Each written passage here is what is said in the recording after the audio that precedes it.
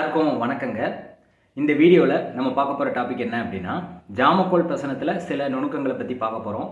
அதாவது ஜாமக்கோல் பிரசனம் அப்படின்னா என்ன அப்படிங்கிறத ஏற்கனவே நான் பிளேலிஸ்ட்டில் ஜாமக்கோல் பிரசனத்தை பற்றி போட்டிருக்கேன். பார்க்காதவங்க அதை பாருங்கள். இதில் வந்து ஜாம கிரகங்கள், ஜாம நேரம் அப்படின்னு சொல்லி 2 இருக்குது. ஜாம நேரம் அப்படின்னா 1.5 மணி நேரம் ஒரு ஜாம கிரகம் அப்படிங்கிறது. ராகு காலத்து தான் ஜாம நேரம்னு சொல்கிறாங்க. ராகு காலம் வந்து 1.5 மணி நேரம் வரும். இந்த கிரகங்கள் ஃபுல்லாக வந்து ரிவர்ஸில் ட்ராவல் ஆகும். ஜாம கிரகங்கள் வந்து அப்போ ஒவ்வொரு 1.5 மணி நேரத்துக்கும் வந்து கிரகங்கள் வந்து ரிவர்ஸில் வந்து ட்ராவல் ஆகிட்டே இருக்கும். இப்போ ஜாம கிரகங்கள் அப்படிங்கிறது 8 கிரகங்கள் இருக்குது. ராகு கேது வந்து பாம்புன்னு சொல்லுவாங்க. மற்ற எல்லா கிரகங்களும் அதே மாதிரி தான் இருக்கும். அதை வந்து ஏற்கனவே வீடியோஸில் போட்டிருக்கேன். பிளேலிஸ்ட்டில் அது இருக்கும். அதை பார்த்துட்டு இதை பார்த்தீங்கன்னா உங்களுக்கு நான் சொல்கிறது வந்து புரியும்.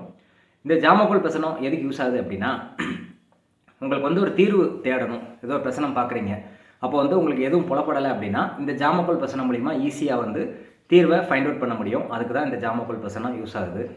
இந்த ஜாம கிரகங்கள் அப்படிங்கிறது வெளிவட்டத்தில் வந்து சுற்றிக்கிட்டே இருக்கும். பின்னோக்கி சுற்றும், ரிவர்ஸில் சுற்றும். மீனராசியிலேருந்து ஆரம்பித்து மேசராசி வரைக்கும் இந்த ஜாம கிரகங்கள் வந்து சுற்றி வரும் ரிவர்ஸில்.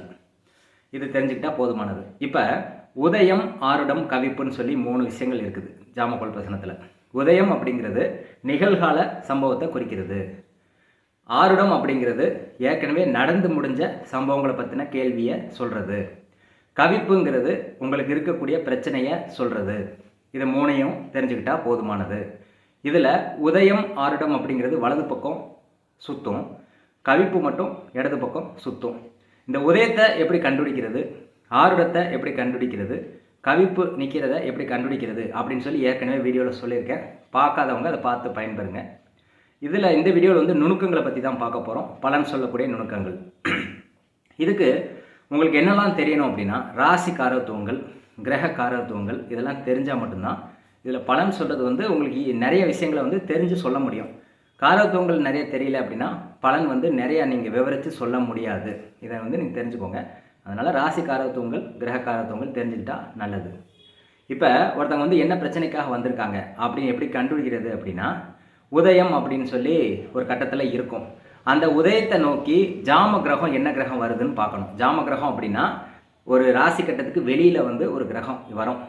அது சர ராசிலையும் உபய ராசிலையும் தான் அது வர மாதிரி இருக்கும். ஸ்திர ராசியில் வந்து அந்த கிரகம் வரதை வந்து காட்ட மாட்டாங்க. ஏன்னா ஸ்திர ராசி வந்து இதில் கிடையாது. ஜாம கிரகங்களுக்கு ஸ்திர ராசியில் நிற்காது.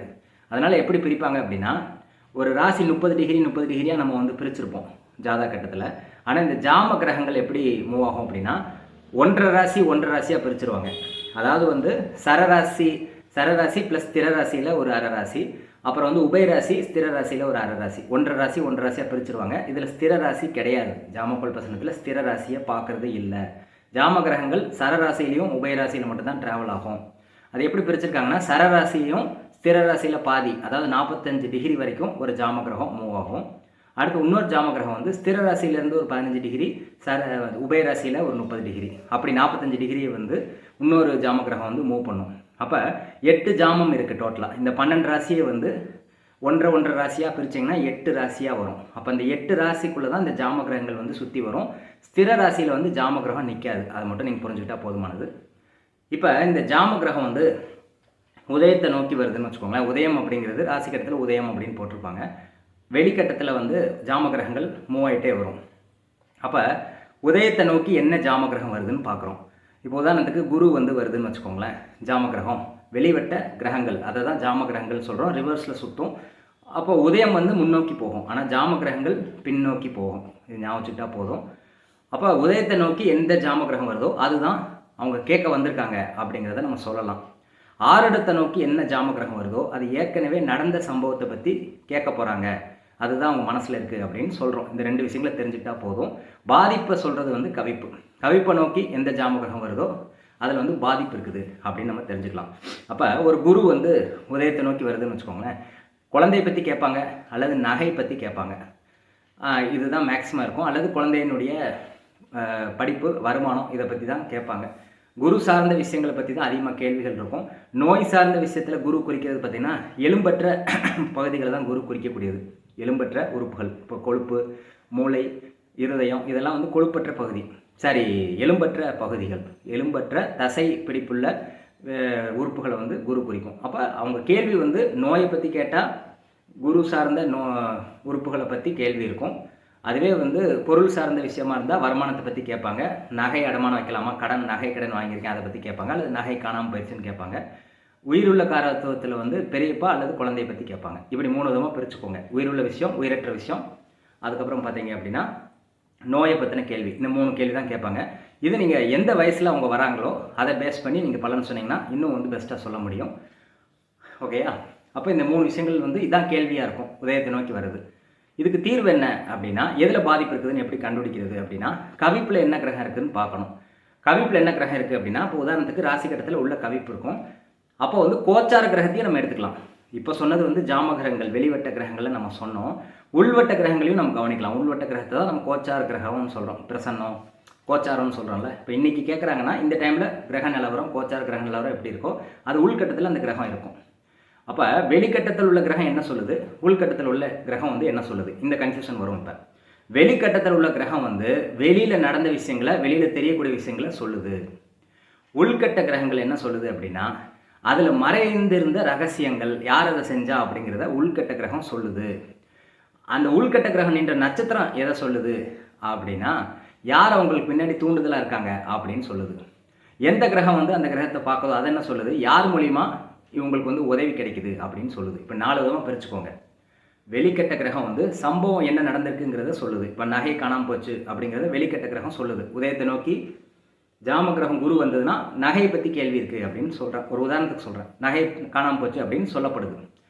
அது சார்ந்த கேள்வியை சொல்லுது. உள்கட்டத்தில் குரு வந்து கவிப்பில் இருக்குன்னு வச்சுக்கோங்க. இப்போ ரிஷபராசியில் குரு இருக்குது கோச்சாரத்தில். அப்போ கவிப்பு வந்து ரிஷபராசியில் இருந்துச்சுன்னா அந்த குருவே வந்து கவிப்பு பக்கத்தில் இருக்குது. அப்போ அது என்ன சொல்ல வருதுன்னா, பாதிப்பு இருக்கக்கூடிய இடத்துல இந்த குரு இருக்குது அப்படின்னு சொல்லப்படுது. அது எதை குறிக்குது அப்படின்னா, யார் அந்த சம்பவத்தை செஞ்சா அப்படிங்கிறத அந்த உள்கட்ட கிரகம் சொல்லுது. இப்போ குருங்கிறது ஒரு அந்தணனாக இருக்கலாம், அல்லது பார்த்தீங்கன்னா ஒரு அதை என்ன சொல்கிறது, ஒரு மிடில் ஏஜில் இருக்கக்கூடிய ஒரு ஆண் மகனாக இருக்கலாம். ஏன்னா ஆண் கிரகங்கிறதுனால இந்த மாதிரி வந்து எத்தனை கிரகங்கள் இருக்கோ அத்தனை கிரகங்கள் வந்து அந்த சம்பவத்தை செஞ்சுருக்காங்க அப்படின்னு சொல்லலாம். அந்த கிரகங்கள் நின்ற நட்சத்திரம் வந்து யார் இவங்க சம்பவத்தை செய்யணும்னு சொல்லி தூண்டுனாங்களோ அதை சொல்லும். இப்போ உதாரணத்துக்கு ஒருத்தன் வந்து 2 பேர்கிட்ட வந்து இன்ஸ்ட்ரக்ஷன் கொடுக்குறான், நீ இந்த திருட்டுத்தனத்தை பண்ணிட்டு வா, போய் நகை திருடிட்டு வான்னு ஒருத்தர் சொல்கிறான்னா, யார் சொல்கிறாங்களோ அதை வந்து நட்சத்திரம் சொல்லுது. அதே மாதிரி வந்து கிரகங்கள் வந்து 2 கிரகம் 3 கிரகங்கள் நின்றுச்சு அப்படின்னா அது வந்து சம்பவத்தை யார் சம்பவத்தை செஞ்சாங்களோ அவங்கள அது சொல்லுது. இப்போ ஒரு ஆண் கிரகமும் பெண் கிரகமும் கவிப்பில் இருக்குது அப்படின்னா ஒரு ஆணும் பெண்ணும் சேர்ந்து இந்த சம்பவத்தை பண்ணியிருக்காங்க அப்படின்னு சொல்லலாம். அது எந்த நட்சத்திரத்தில் இருக்கோ, இப்போ உதாரணத்துக்கு குரு ஒரு நட்சத்திரத்தில் இருக்குது, சுக்கிரன் ஒரு நட்சத்திரத்தில் இருக்குன்னா 2 பேரை தூண்டி விட்டுருக்காங்கன்னு சொல்லலாம். ஒரே நட்சத்திரத்தில் 2 கிரகம் இருந்துச்சுன்னா ஒரு ஆள் வந்து இந்த 2 பேருக்கும் இன்ஸ்ட்ரக்ஷன் கொடுத்து இந்த மாதிரி செய்யுன்னு சொல்லியிருக்காரு அப்படின்னு தெரிஞ்சுக்கலாம். அப்போ தூண்டின ஆள் வந்து நட்சத்திரம், செஞ்ச ஆள் வந்து கிரகம், உள்வட்ட கிரகம். வெளிவட்ட கிரகம் அப்படிங்கிறது என்ன சம்பவம் நடந்திருக்கு அப்படின்னு சொல்லுது. இந்த மாதிரி புரிஞ்சுக்கிட்டா போதும். இந்த கவிப்பை பார்த்த கிரகம் இருக்குல்ல, அது வந்து சப்போர்ட் பண்ணியிருக்கு, இந்த கிரகங்களுக்கு சப்போர்ட் ஏற்படுத்தியிருக்கு அப்படின்னு சொல்லலாம். இப்போ புதன் வந்து இந்த குருவை பார்க்குது அப்படின்னா அந்த சம்பவம் செஞ்சவனுடைய ஃப்ரெண்டு வந்து அவனுக்கு ஹெல்ப் பண்ணியிருக்கான் அப்படின்னு சொல்லலாம். இந்த மாதிரி வந்து ஒரு ப்ராக்டிக்கலாக சொல்லும்போது உங்களுக்கு ஈஸியாக புரியுங்கிறதுனால நான் இந்த மாதிரி சொல்கிறேன். இப்போ சரராசியிலையோ ஸ்திர ராசியிலையோ உபயராசியில 3 விதமாக பிரிக்கிறோம்ல, இதில் எதில் போய் இந்த கவிப்பு நிற்குது, அதில் என்ன கிரகங்கள் நிற்குதுன்னு பார்க்கணும். இப்போ சரராசியில் ஒரு கவிப்பு நிற்குதுன்னு வச்சுக்கோங்களேன், அதில் ஒரு 2 கிரகம் இருக்குது அப்படின்னா அந்த 2 பேர் அந்த சம்பவத்தை பண்ணியிருப்பாங்க, ஆனா பெண்ணாங்கிறது இந்த கிரகம் சொல்லும். கவிப்பு இருக்கக்கூடிய இடத்த பாதிப்பு சொல்லும். கவிப்பு வந்து பாதிப்பு சொல்லக்கூடியது. அப்போ அங்கே பாதிப்பு இருக்குன்னு கண்டுபிடிச்சிட்டோம். உதாரணத்துக்கு மேசராசியில் 2 கிரகம் இருக்குது, கவிப்பு இருக்குங்க. இப்போ 2 பேர் அந்த சம்பவத்தை பண்ணியிருக்காங்க. இது எவ்வளோ தூரத்தில் பண்ணியிருப்பாங்க அப்படின்னா, சரராசிங்கிறது ரொம்ப தூரமாக இருக்கக்கூடிய இடத்த சொல்லுது. ஸ்திரராசிங்கிறது பக்கத்திலேயே பண்ணியிருப்பாங்க சம்பவம் அப்படின்னு சொல்லுது. உபயராசிங்கிறது 2க்கு நடுப்பட்ட தூரத்தில் பண்ணியிருப்பாங்கன்னு சொல்லுது. இப்போ இந்த ராசிக்குன்னு சொல்லி சில பகுதிகள் குறிப்பிடப்பட்டிருக்கு. அதுக்கு தான் உலகில் ஜோதிடம் தெரியணும்னு சொல்கிறோம். உலகில் ஜோதிடம் தெரியல அப்படின்னா எந்த இடத்துல இந்த சம்பவம் நடந்துச்சுன்னு தெரியாது. உதாரணத்துக்கு மேசராசிங்கிறது செங்கல்பட்டை குறிக்கிறது. செங்கல்பட்டுங்கிறது சென்னை பக்கத்தில் செங்கல்பட்டு. மேசராசி குறிக்கக்கூடிய பிளேஸ் தமிழ்நாட்டுக்குள்ளே. அதே மாதிரி ஒவ்வொரு ராசிக்கும் ஒரு இடங்கள் குறிப்பிடப்பட்டிருக்கு தமிழ்நாட்டில், இந்தியாவில், உலகத்தில். அப்போ செங்கல்பட்டில் எந்த இடத்துல நடந்திருக்கும் அப்படின்னு பார்க்கும்போது, இப்போ குரு வந்து மேசராசியில் இருக்குது, கவிப்பங்க இருக்குது அப்படின்னா குருங்கிறது ஒரே ஒரு ஆண் வந்து இந்த சம்பவத்தை பண்ணியிருக்கான்னு சொல்லலாம். குருங்கிறது நகைக்கடையை குறிக்கிறது. அப்போ நகைக்கடை எந்த இடத்துல அதிகமாக இருக்குது, செங்கல்பட்டில் நகைக்கடை உள்ள ஏரியா எதுவோ அந்த இடத்துல இந்த சம்பவம் நடந்திருக்குன்னு சொல்லலாம். அல்லது குரு சார்ந்த பேர் கொண்ட வீதிகள், இப்போ பொன் நகர் அப்படின்னு வீதி இருக்கும், அந்த பொன் அப்படிங்கிறது புதனுடைய பேர். சந்தோஷ் நகர் அப்படின்னு சொல்லலாம். அப்போ சந்தோஷங்கிறது குருவனுடைய பேர். சந்தோஷம், ஆனந்தம் இதெல்லாம் மகிழ்ச்சி, இதெல்லாம் வந்து குருவினுடைய பெயர்கள். மகிழன் அப்படின்னு பேர் வைக்கலாம், சந்தோஷன் பேர் வைக்கலாம், ஆனந்துன்னு பேர் வைக்கலாம். இதெல்லாம் குருவினுடைய பெயர்கள். இப்போ ஆனந்த் நகர்னு பேர் இருக்கும், அந்த இடத்துல இந்த சம்பவம் நடந்திருக்கலாம். இப்படி வந்து பேரியல் ஜோதிடம்னு ஒன்று இருக்குது, உலகியல் ஜோதிடம்னு ஒன்று இருக்குது. இந்த மாதிரி வந்து நிறைய விஷயங்கள் கம்பைன் பண்ணி நம்ம சொல்லும்போது நிறைய விஷயங்களை நம்மளால் சொல்ல முடியும். இது தெரியாட்டி உங்களுக்கு வந்து சொல்கிறது வந்து கொஞ்சம் கஷ்டம். அப்போ குரு இருக்குன்னா சந்தோஷ், ஆனந்த், மகிழன் இந்த மாதிரி பேர் கொண்ட ஆள் வந்து அதை பண்ணியிருப்பான். அது அந்த பேர் கொண்ட இடத்துல இந்த சம்பவம் நடந்திருக்கும். அல்லது நகைக்கடை நிறைய இருக்கக்கூடிய இடத்துல இந்த சம்பவம் நடந்திருக்கும். மெயினாக வந்து அது எந்த ராசி வந்து எந்த இடத்த குறிக்குது, செங்கல்பட்டை குறிக்குதுன்னா செங்கல்பட்டுக்குள்ளே இந்த சம்பவம் நடந்திருக்கும், அதுவும் இந்த குறிப்பிட்ட பிளேஸ் நடந்திருக்கும்னு சொல்லலாம். இந்த மாதிரி சொல்லிகிட்டே போகலாம். ஒரு உதாரணத்துக்கு ஓவர் வியூவாக இந்த வீடியோ வந்து நான் போட்டிருக்கேன் புரிதலுக்காக. அது எவ்வளோ தூரத்தில் அவன் சம்பவம் பண்ணியிருப்பாங்கிறது காதம் அப்படின்னு சொல்கிறாங்க. ஒவ்வொரு கிரகத்துக்கும் ஒரு காதம், 8 காதம் அப்படின்னு சொல்லியிருக்காங்க. டிஸ்டன்ஸ் ஒவ்வொரு கிரகத்துக்கும் ஒவ்வொரு ராசிக்கும் இத்தனை காதம் தூரம் அப்படின்னு சொல்லப்பட்டிருக்கு ஜாமக்கோல் பிரசனத்தில். ஒரு காதம் அப்படிங்கிறது 10 மைல் தூரம், ஒரு மைல் அப்படிங்கிறது 1.6 கிலோமீட்டர். அப்போ இந்த எத்தனை கிலோமீட்டர் தூரங்கிறது ஒவ்வொரு கிரகத்துக்கும் இத்தனை காதம் தூரம்னு சொல்லப்பட்டிருக்கு. அந்த காதமை வந்து மைலாக கன்வெர்ட் பண்ணி கிலோமீட்டராக கன்வெர்ட் பண்ணி பார்த்தீங்கன்னா எவ்வளோ தூரத்தில் அவன் இருப்பான் அப்படிங்கிறத நீங்கள் கண்டுபிடிக்கலாம். ஒவ்வொரு ராசிக்கும் உயரம், நெட்டை, குட்டை ராசி இருக்குது, நெட்டை குட்டை கிரகங்கள் இருக்குது. இப்போ என்ன கிரகம் இருக்கோ அது சார்ந்த ஆள் ஹைட் கம்மியாக இருக்கக்கூடியவங்க வந்து அந்த சம்பவத்தை பண்ணியிருப்பான்னு சொல்லலாம். இதுவே இந்த ராசி வந்து குட்டை ராசியாக இருந்துச்சுன்னா ஒரு சின்ன இடத்துல, குறுகிய இடத்துல இந்த சம்பவம் நடந்திருக்கும் அப்படின்னு சொல்லலாம். ஒவ்வொரு ராசிக்கும் கலர் இருக்குது, கதிர்கள் இருக்குது. கதிர்கள்னால் இப்போ எத்தனை பவுன் நகை காணாமல் போயிருக்கு அப்படிங்கிறது இந்த கதிர்களை வச்சு கண்டுபிடிக்கலாம். கிரகங்களுக்கும் கதிர்கள் இருக்குது, ராசிகளுக்கும் கதிர்கள் இருக்குது. அதெல்லாம் நீங்கள் தெரிஞ்சுக்கணும். ஜாமக்கோல் பிரசனத்தில் வந்து நடக்கும் நடக்காதுன்னு தெரிஞ்சுக்கிறத விட உலகியல் ஜோதிடம் பற்றின புரிதல் வேணும், பேரியல் ஜோதிடம் பற்றின புரிதல் வேணும், அது குறிக்கக்கூடிய இடங்கள் வேணும். ஒவ்வொரு இடம், இப்போ உதாரணத்துக்கு மிதுன ராசியில் கிரகங்கள் இருக்குது, கவிப்பு இருக்குது அப்படின்னா மிதுன ராசிங்கிறது எதை குறிக்குது? பேங்கிங் செக்டர், பேங்கிங் உள்ள ஏரியா, சிட் ஃபண்ட் உள்ள ஏரியா, ஸ்கூல் உள்ள ஏரியா, பார்க் உள்ள ஏரியா, இதை வந்து குறிக்குது. அப்போ சம்பவம் வந்து அங்கே தான் நடந்திருக்கும் அப்படிங்கிறத சொல்லலாம். அது எந்த இடம் அப்படின்னா இந்தியா, தமிழ்நாட்டுக்குள்ளே அது எந்த இடத்த குறிக்குது, இந்தியாவுக்குள்ளே எந்த இடத்த குறிக்குது, அமெரிக்காவில் அது எந்த இடத்த, உலகத்தில் அது எந்த இடத்த குறிக்குதுன்னு சொல்லி 3 விதமாக பிரிக்கிறோம். தமிழ்நாட்டுக்குள்ளே சம்பவம் நடந்தால் இந்த ஸ்பெசிஃபிக் இடத்துல தான் நடந்திருக்கும் அப்படின்னு சொல்லலாம். அதில் ஸ்பெசிஃபிக் பேர் கொண்ட தெருவில் வந்து இது நடந்திருக்கும் அப்படின்னு சொல்லலாம் கிரகங்களை வச்சு. இப்போ பேரியல் ஜோதிடம், உலகியல் ஜோதிடம் இதில் தேவைப்படுது. எவ்வளோ தூரங்கிறதுக்கு காதம் அளவு இருக்குது, கதிர்கள் இருக்குது, எவ்வளோ பவுன் தொலைஞ்சிருக்குங்கிறது ஒவ்வொரு கிரகங்களுக்கும் கதிர்கள். இப்போ உதாரணத்துக்கு குருவுக்கு வந்து 9 கதிர், 9 காதம், கதிர்கள் வந்து ஒவ்வொரு இதுக்கு தனியாக கொடுக்கப்பட்டிருக்கு கிரகங்களுக்கும் ராசிகளுக்கும். அப்போ எத்தனை கதிர்களோ, இப்போ 16ன்னு வச்சுக்கோங்களேன், 16 கதிர் அப்படின்னா 16 பவுன் நகை காணாமல் போயிருக்கும் அப்படின்னு சொல்லலாம்.